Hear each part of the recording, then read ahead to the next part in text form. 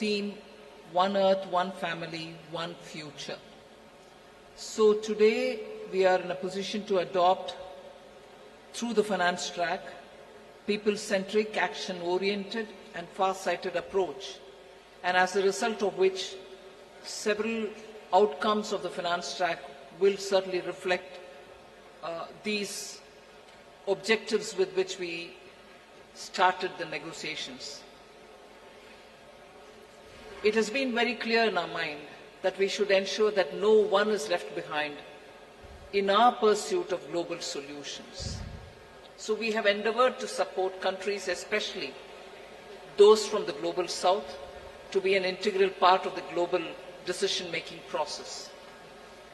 The G20, as you all know, is a very diverse group.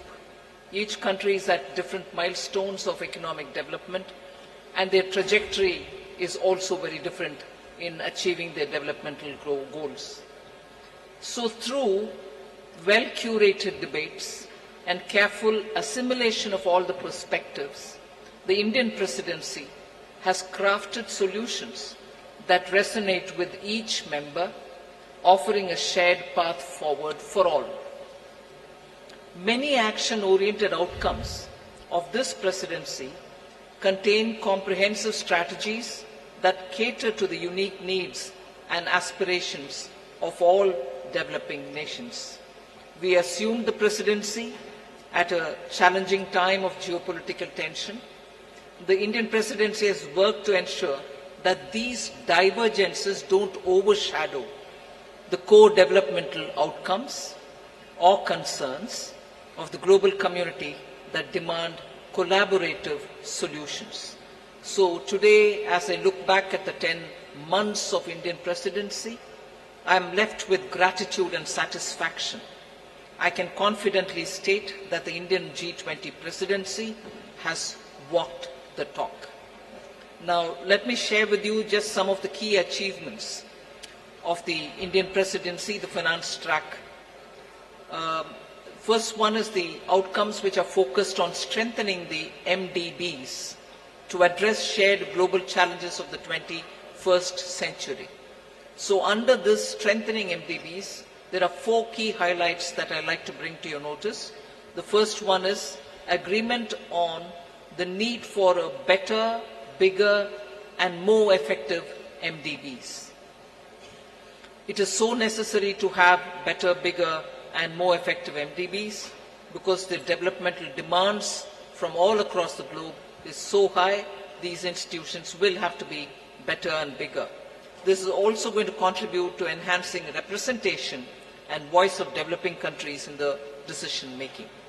The second under the MDBs, strengthening of MDBs, is the G20 Independent Expert Group on strengthening MDBs, and this was established and it has submitted its volume 1.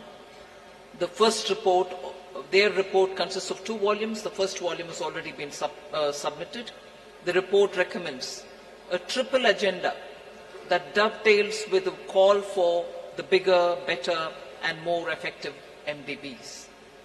The third point in strengthening MDBs is the agreement to collectively work towards boosting World Bank's financing capacity.